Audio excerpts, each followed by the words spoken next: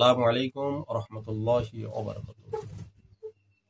আলহামদুলিল্লাহি নাহমাদুহু ওয়া নাস্তাঈনুহু ওয়া নাস্তাগফিরুহু ওয়া নাউযু বিল্লাহি মিন শুরুরি আনফুসিনা ওয়া মিন সাইয়্যাতি আমালিনা মান ইয়াহদিল্লাহু ফালা মুদিল্লা লাহু ওয়া মান ইউদ্লিলহু ফালা হাদিয়া লাহু ওয়া নাশহাদু আল্লা ইলাহা ইল্লাল্লাহু ওয়াহদাহু লা শারীকা লাহু ওয়া নাশহাদু আন্না সাইয়্যিদানা ওয়া হাবিবানা ওয়া নাবিয়্যানা ওয়া মাওলানা মুহাম্মাদান আবদুহু ওয়া রাসূলুহু। فقد قال الله تبارك وتعالى في كلام المجيد وفي الفرقان الحميد بسم الله الرحمن الرحيم من يهد الله فهو المهتدي ومن يضلل فلن تجد له وليا مرشدا صدق الله العظيم। শ্রদ্ধেয় সম্মানীয় সুধী মণ্ডলী, আমি আজকের আপনাদের একটা বিষয় নিয়ে আলোচনা করতে চাই, যে বিষয়টা টেলিভিশনের পর্দায়, বইপত্রে, লিফলেটে বিভিন্ন ধরনের ব্যক্তিবর্গরা লেখালেখি করে দুনিয়া থেকে এই রেওয়াজ, এই নিয়ম, এই বিধানটাকে মুছে দিতে চাচ্ছে। এর মূল কর্ণধার হলো আব্দুল ওয়াহাব নাজদি ও তার বংশধর, তার আনুকূল্যে যারা জীবনযাপন করে। বর্তমানে আমাদের মধ্যে যারা আহলে হাদিস আছে, লামাজহাব, জামাত ইসলাম প্রমুখ আরো যে সমস্ত দল আছে, এই সমস্ত দলের ব্যক্তিবর্গ এবং এই দলের মতাদর্শ সেটা আজকের আমাদেরকে ভাবিয়েছে যে বায়াত হতে হবে না, এটা এক শ্রেণীর মানুষের করে খাওয়ার একটা জায়গা। আজকের ইউটিউব খুলে দেখুন, বাংলাদেশ থেকে এক ঝাঁক ওলামা, তারা একই সুরে একই আওয়াজে তারা কথা বলে চলেছে। তারা নিজেদেরকে স্কলার বলে দাবি করছে, কিন্তু একটু ভেবে দেখলো না কোরআন পাকের এই আয়াতগুলো কি বলতে চেয়েছে, হাদিস আরো কি বলেছে, একটু চিন্তা ভাবনা করে দেখি। এগুলো কিন্তু তারা ভাবলেন না। দুঃখ আর পরিতাপ, আফসোস আর আফসোস। তাছাড়া আমরা দেখেছি এতদ অঞ্চলের বহু ওলামায়ে দ্বীন বায়াতকে তারা অস্বীকার করে চলে। আমি একটা কথা আপনাদেরকে বলছি, যে বায়াতের উপরে এত অ্যালার্জি, এই বায়াত হওয়ার বিষয়ে আমি একটা কথা আপনাদের কাছে জাস্ট আলোচনা করতে চাচ্ছি। সাহাবী হযরতে আলী কাররামাল্লাহু যুগে, আলী কাররামাল্লাহু ওয়াজহুর যুগে, উনি তখন খেলাফতিত্ব করছেন। ওনার খেলাফতে মায়েশা সিদ্দিকা রাদিয়াল্লাহু তাআলা আনহার সঙ্গে একটা যুদ্ধ সংগঠিত হয়, যে যুদ্ধকে বলা হয় জঙ্গে সিফিন। এখন এই জঙ্গে সিফিনে বহু সাহাবীদের মধ্যে, বহু ব্যক্তিবর্গের মধ্যে দুজন ব্যক্তি সেখানে শরীক হয়েছিলেন। একজনের নাম হল হযরতে জুবাইর রাদিয়াল্লাহু তাআলা আনহু, আরেকজন নাম হলো হযরতে তালহা রাদিয়াল্লাহু তাআলা আনহু। পৃথিবীতে এই দুজন সাহাবী জান্নাতে যাওয়ার শুভ সংবাদ পেয়েছেন। সেই জান্নাতি সাহাবীদের জীবনের রণাজারি, তাদের জীবনের চিন্তা ভাবনা, কর্মপদ্ধতি আমি জাস্ট আপনাদের কাছে অত্যন্ত অল্প সময়ের মধ্যে একটু কথা বলতে চাচ্ছি। যুদ্ধের ময়দানে হযরতে মায়েশা সিদ্দিকা রাদিয়াল্লাহু তাআলা আনহার পক্ষতা নিয়ে যুদ্ধে গেলেন। জঙ্গে সিফিনে আহত হলেন, চরম ধরনের আহত হলেন। হযরতে জুবাইর রাদিয়াল্লাহু তাআলা আনহু সমর ক্ষেত্র থেকে, যুদ্ধের ময়দান থেকে ফিরছেন, এদিক ওদিক তাকাচ্ছেন। অন্তরে একটা জিনিস দানা বেঁধেছে, যে খলিফাতুল মুসলিমিন হযরত আলী কাররামাল্লাহু ওয়াজহুর হস্ত মোবারক আমি বায়াত হয়েছি। আমার জীবনের বায়াতের ধারা এই পর্যন্ত অনেক, তা আমি তার হাতে বায়াত হয়েছি। এই যুগের সবচেয়ে বড় জ্ঞানী, সবচেয়ে বড় বুদ্ধিমান আল্লাহওয়ালা তিনি হলেন মুসলিম জাহানের খলিফা, খলিফাতুল মুসলিমিন হযরত আলী কাররামাল্লাহু ওয়াজহু। আমি তার বিরুদ্ধে কেন অস্ত্র ধরলাম, কেন যুদ্ধ জিহাদ আমি করলাম? তার ব্রেন, তার মস্তিষ্কে বারবার এই কথাটা সাড়া দিচ্ছে। জুবাইর রাদিয়াল্লাহু তাআলা আনহু ভারাক্রান্ত হৃদয় নিয়ে, জীর্ণ শীর্ণ শরীর, যুদ্ধের আঘাতে আহত, উনি ফিরছেন বাড়ির দিকে। হঠাৎ করে প্রাণে মনে একটা সাড়া জেগে গেল, হায় জীবনে আমি খুব ভুল করেছি, খলিফাতুল মুসলিমিনকে আমি ভুললাম কেন? আমি মায়েশা সিদ্দিকা রাদিয়াল্লাহু তাআলা আনহার সঙ্গে যুদ্ধে কেন গেলাম?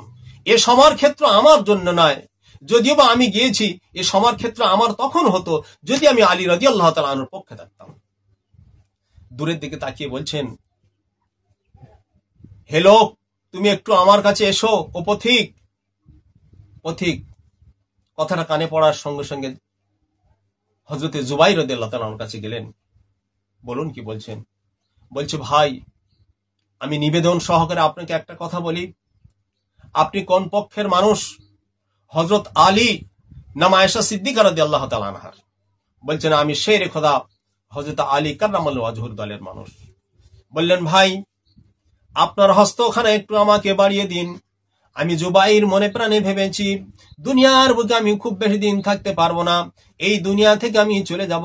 সমান ক্ষেত্রে যুদ্ধের ময়দানে যেভাবে আমি আঘাত পেয়েছি, এই আঘাতে আমার শরীরটা অত্যন্ত দগ্ধ বিদগ্ধ হয়ে গেছে, আমার মনে চিন্তা ভাবনা এসেছে, আমার বিবেক বুদ্ধি খুলে গেছে, আমি দুনিয়াতে আর বেশি দিন থাকবো না, মনে হয় ইন্তেকালের সময়টা আমার কাছে ঘনিয়ে এসেছে। ভাই তোমার হস্তখানে একবার আমার কাছে বাড়িয়ে দাও, আমি হযরতে জুবাইর রাদিয়াল্লাহু তাআলা আনহু আপনার হস্ত মোবারকে হাতে আমি বায়াত হয়ে যাই। আমার এই সংবাদটা শেরে খোদা হযরত আলী কাররামাল্লাহু ওয়াজহুর দরবারে আপনি পৌঁছে দেবেন। ও ভাই পথিক, আমি যা আপনার কাছে বায়াত হচ্ছি, হাতটা তাড়াতাড়ি বাড়িয়ে দিন। আলী রাদিয়াল্লাহু তাআলা আনহুর পক্ষের মানুষ, দলের মানুষ হাতটা বাড়িয়ে দিলেন। দেওয়ার পরে হযরত জুবাইর রাদিয়াল্লাহু তাআলা আনহু হাতে হাত দিয়ে তিনি বায়াত হয়ে গেলেন, আর বলে দিলেন, ভাই আমার সংবাদটা যেন হযরত আলী কাররামাল্লাহু ওয়াজহুর দরবারে পৌঁছে দেওয়া হয়। দেখুন জীবনে তাদের কত ভয় ছিল। আবার একটা ঘটনায় দেখা গেল, আরেকটা হাদিসে হযরত তলহা রাদিয়াল্লাহু তাআলা আনহু এই সিফফিন যুদ্ধে তিনিও শরীক হয়েছিলেন। সিফফিন যুদ্ধ থেকে উনি ফিরছেন, মনে আর প্রাণে একই কথা ভাবছেন, হায় হায় মায়েশা সিদ্দিকা রাদিয়াল্লাহু তাআলা আনহা জগৎ জননী, তিনি নবী পাকের স্ত্রী ছিলেন, কিন্তু ঠিকই আছে সবকিছু, কিন্তু এই যুগের সবচেয়ে বুজুর্গ মানুষ, এই যুগের সবথেকে কামালিয়াত যার মধ্যে রয়েছেন শেরে খোদা হযরত আলী, তিনি হলেন প্রেসিডেন্ট, তিনি হলেন দেশের নেতা, তিনি হলেন খলিফাতুল মুসলিমিন। খলিফাতুল মুসলিমিনের বিরুদ্ধে আমার অস্ত্র ধরাটা ভুল হয়ে গেছে, তার পক্ষ না নিয়ে মায়েশা সিদ্দিকা রাদিয়াল্লাহু তাআলা আনহার পক্ষটা নিয়ে আমার ভুল হয়ে গেছে, অন্যায় হয়ে গেছে। আমার মনে হয় আমিও বেশি দিন বাঁচবো না। ও পথিক তুমি কে যাও? বলো বলো পথিক তুমি কে? পথিক বললেন, আমি। কে তুমি? বলে, আমি হযরত আলী কাররামাল্লাহু ওয়াজহুর দলের মানুষ। ও ভাই পথিক তুমি শোনো, তোমার হস্তখানা বাড়িয়ে দাও, আমিও তোমার হস্ত মোবারকে হাতে হাত দিয়ে আমি বায়াত হয়ে যাব। কেন ভাই, কি ব্যাপার? ও পথিক তুমি শুনে রেখে দাও, আমি তলহা রাদিয়াল্লাহু তাআলা আনহু আল্লাহর নবীর কাছে বায়াত ছিলাম, কিন্তু তার পূর্বে হযরতে আবু বকর রাদিয়াল্লাহু তাআলা আনহুর হস্ত মোবারকে আমি এবং হযরতে জুবাইর দুজন মিলে আমরা বায়াত হয়েছিলাম।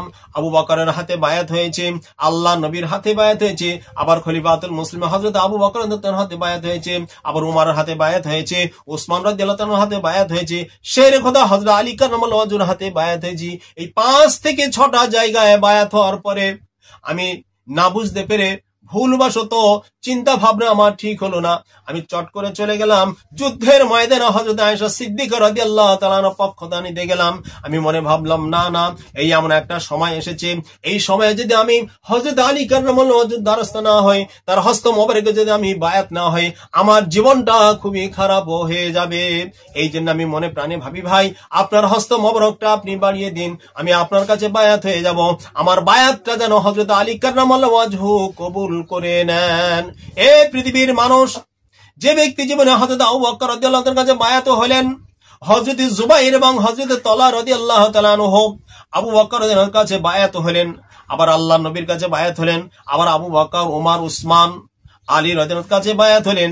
ষষ্ঠবার 7মবারে গিয়ে এদিক ওদিক তাকিয়ে বলল, হায় হায়, বায়াতবিহীন যদি ইন্তেকাল আমার হয়ে যায়, বায়াতবিহীন যদি আমি ইন্তেকাল হয়ে যাই, আল্লাহ তাআলা আমাকে জাহান্নাম থেকে জান্নাতে দেওয়া পছন্দ করবে না, আমি হয়তো জান্নাতে যেতে পারবো না। আমার শাফায়াতের জন্য কে দাঁড়াবে? আমার জীবনটার শেষ অন্তিম লগ্ন হয়ে গেছে। এই সময় যদি আমি শেরে খোদা হযরত আলীকে চিনতে না পারি, আমার থেকে বোকাম আর কিছু হবে না। ও পথিক, তুমি আমার সংবাদটা নিয়ে শেরে খোদা হযরত আলী কাররামাল্লাহু ওয়াজহুর দরবারে পৌঁছে দাও, তিনি যেন আমাকে বায়াত করেছেন এ কথাটা মেনে নেন। পথিক চলতে চলতে চলতে চলতে হযরত আলী কাররামাল্লাহু ওয়াজহুর দরবারে চলে গেলেন। শেরে খোদা হযরত আলী কাররামাল্লাহকে বললেন, ও খলিফাতুল মুসলিমিন, আপনার কাছে দুজন ব্যক্তি বায়াতের শুভ সংবাদ দান করেছেন। একজন হলো হযরত জুবাইর, আর একজন হলো হযরত তালহা রাদিয়াল্লাহু তাআলা আনহু। এই শুভ সংবাদের কথা শুনে শেরে খোদা হযরত আলী রাদিয়াল্লাহু তাআলা আনহু সেদিন বলেছিলেন, পথিক, হে আমার লোকজনেরা, তোমরা শুনে রেখে দাও, জেনে রেখে দাও, যদি তালহা রাদিয়াল্লাহু তাআলা আনহু আমার কাছে শেষ জীবনে যদি বায়াত না হতো, আমি হযরতে আলী রাদিয়াল্লাহু তাআলা আনহু বলে থাকি, আমি বুঝতে পেরেছি, জানতে পেরেছি, ওই ব্যক্তির জন্য জান্নাতে যাওয়া খুব কষ্টকর হয়ে যাবে। আল্লাহ সুবহানাহু ওয়া তাআলা তাকে এই পথ থেকে অপছন্দ করেছেন, আমার কাছ থেকে সরে যাওয়াটা আল্লাহ অপছন্দ করেছেন। আমার কাছে বায়াত হয়েছেন, আল্লাহ তাআলা তাকে ক্ষমা করেছেন, আমি আলীও তাকে ক্ষমা করে দিলাম। ভাই আমার বলার উদ্দেশ্য, সাহাবী তো আল্লাহ নবীর কাছে বায়াত ছিলেন, হযরতে আবু বকর রাদিয়াল্লাহু তাআলার কাছে বায়াত ছিলেন, 4 খলিফার কাছে বায়াত ছিলেন। বায়াত থাকার পরে শেষ মুহূর্তে তিনি যখন জগৎ জননী মা আয়েশা সিদ্দিকা রাদিয়াল্লাহু তাআলা আনহার সান্নিধ্য লাভে গেলেন জঙ্গে সিফিনে, অনুভূতি এসে গেল, না, এটা আমাদের ভুল হয়েছে। তাই তারাও চেয়েছেন জীবনের শেষ মুহূর্তটুকু যেন আমরা বায়াত হয়ে কামালিয়াতের দরজা আমরা অর্জন করতে পারি, খলিফাতুল মুসলিমিনের হাতে বায়াত হয়ে আমরা যেন এই জগৎ থেকে চলে যেতে পারি। তাই আমি আপনাদেরকে বলবো, যারা বায়াতকে অস্বীকার করেন, বায়াতের বিরুদ্ধে কথা বলেন, আমি তাদেরকে সোচ্চার হওয়ার কথা বলছি। আমি তাদেরকে হাত জোড় করে বলবো, অনুরোধ রেখে বলবো, পায়ে ধরে বলবো, আপনারা বায়াত হন। বায়াতের বিরোধী কোনরূপ কোনো মন্তব্য, বায়াতের বিরুদ্ধে কোনরূপ কোনো কথা আপনারা বলবেন না। তাহলে আমার এই ইউটিউবটা একদম বাস্তবসম্মত হাদিস দিয়ে আমি আপনাদের কাছে রেফারেন্স দিলাম, এটা একটু জানার চেষ্টা করবেন, বোঝার চেষ্টা করবেন। আল্লাহ সুবহানাহু ওয়া তাআলা আমাদের সকলকে বায়াতের মধ্য দিয়ে যেন পরলোকে যাওয়ার সুযোগ বা তৌফিক দান করেন। আজকে আমি যে ইউটিউবে এসেছি, এটা হলো আমার মহান মুর্শিদের একান্ত, আমার মুর্শিদ কেবলার একান্ত প্রচেষ্টায়, তার উদ্যোক্তায় তিনি আমাকে এই জায়গায় আজকে আনিয়েছেন। তিনি আমাকে ইজাজত দিয়েছেন, বাবা, দিনের কথা কিছু বলতে হবে, হাকিকাতে দিনের কথা কিছু বলতে হবে। যতদিন হায়াতে আমি আছি তোমাদেরকে বলছি, তোমরা কাজ করো। আমি আমার মুর্শিদ কেবলার কি বলবো, সম্মান ইজ্জত করে শেষ করতে পারবো না। আপনারা সকলেই দোয়া করবেন আমার মহান মুর্শিদ কেবলাকে আল্লাহ সুবহানাহু ওয়া তাআলা যেন হায়াতে তাইয়্যিবা দান করেন, শারীরিক সুস্থতা দান করেন। এই বলে আমি আমার বক্তব্য শেষ করছি। ওয়া আখির দাওয়ানা আনিল হামদুলিল্লাহি রাব্বিল আলামিন। আসসালামু আলাইকুম ওয়া রাহমাতুল্লাহি ওয়া বারাকাতুহু।